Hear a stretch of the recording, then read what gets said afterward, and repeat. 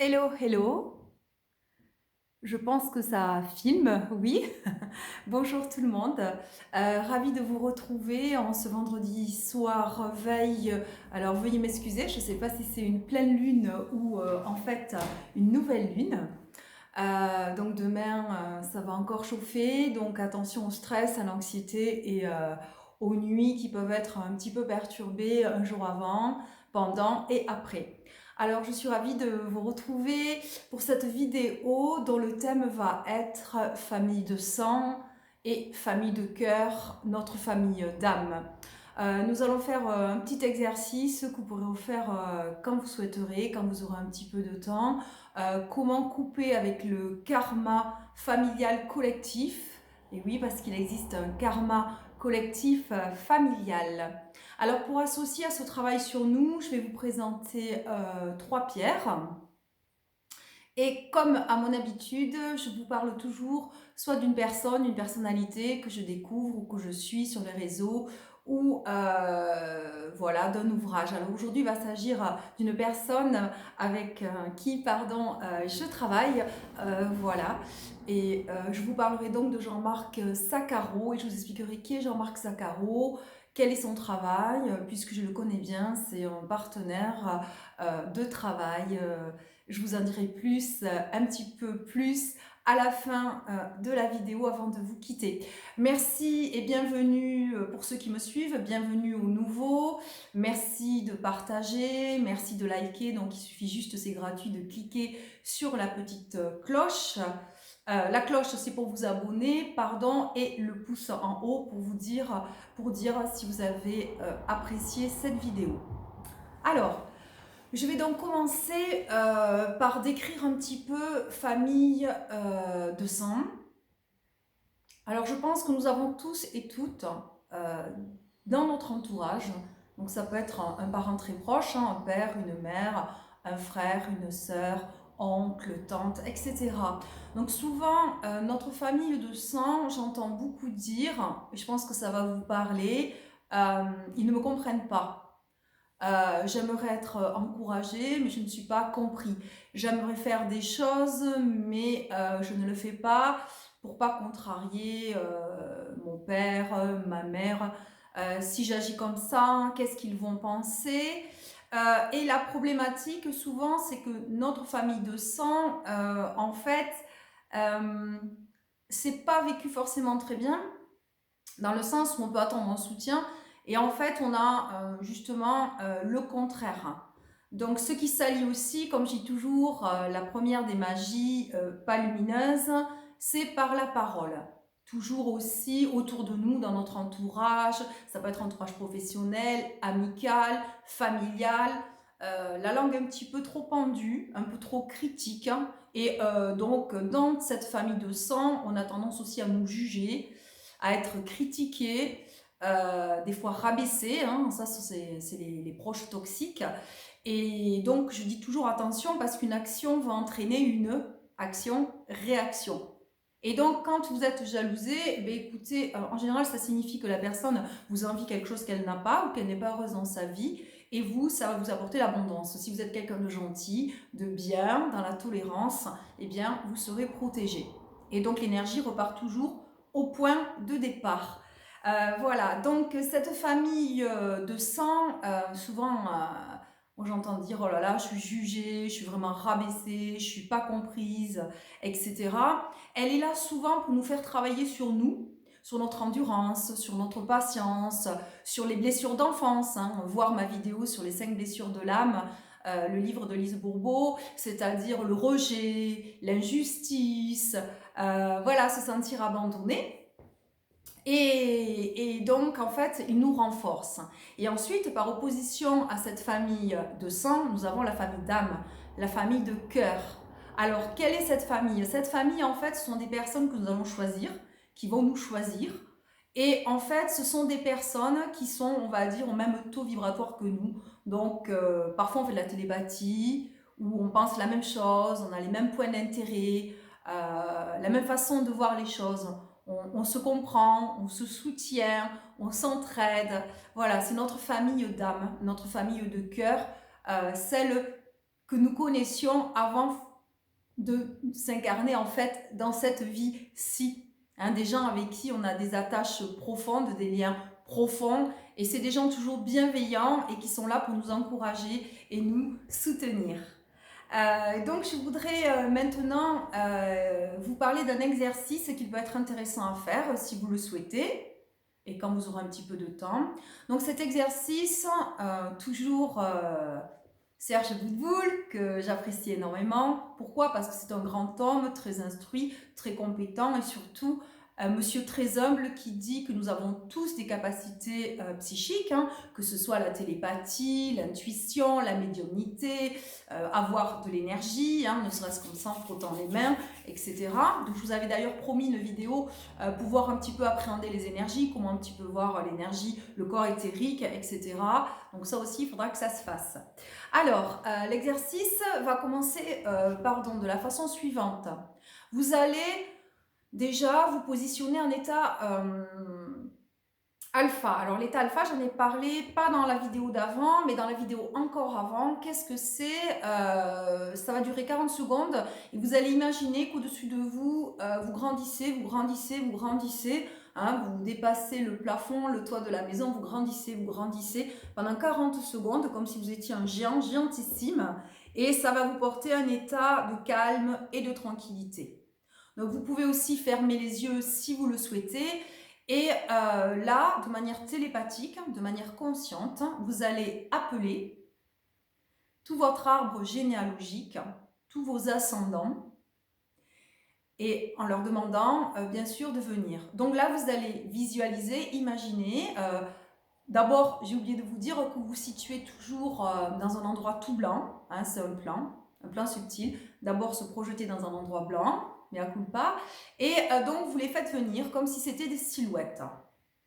Et ensuite, de façon consciente, vous allez vous adresser à toutes les parties de vous, c'est-à-dire de façon intelligente votre corps physique, votre corps éthérique, votre corps astral, votre corps mental, votre corps causal, à votre subconscient, à votre âme, à toutes vos cellules, et vous avez imaginé qu'elles se matérialisent également, toutes ces parties sous la forme de silhouettes.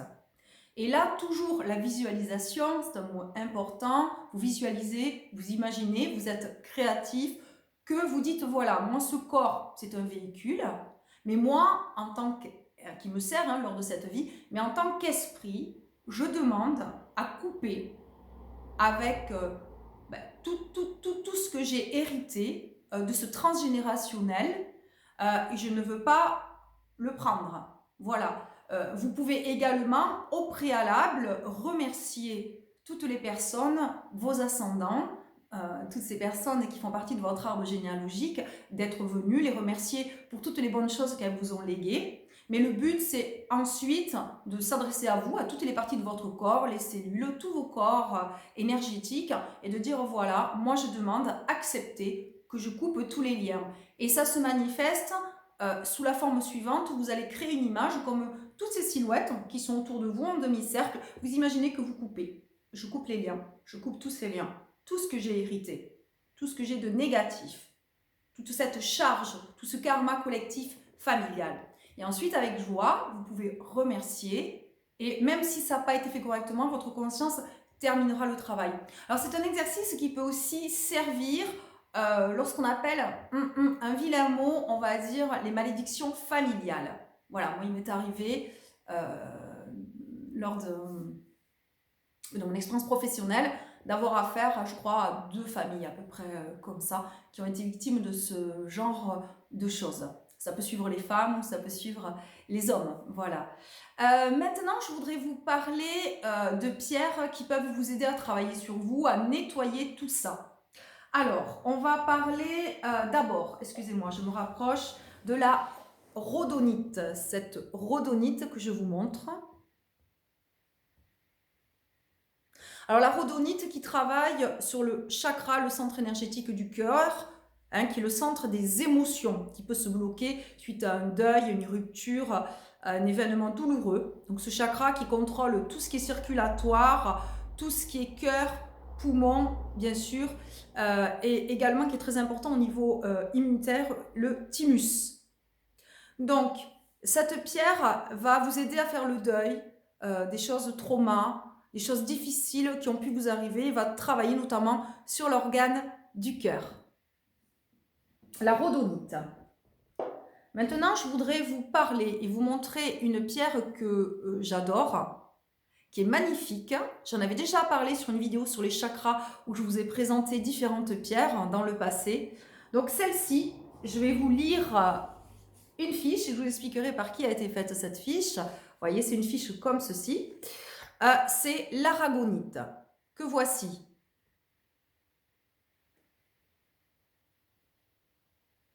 Alors, l'aragonite, elle permet de prendre conscience des différents plans dans lesquels vous évoluez. En fait, quand on a la sensation de s'éparpiller, de se disperser, elle va permettre en fait de se reconcentrer.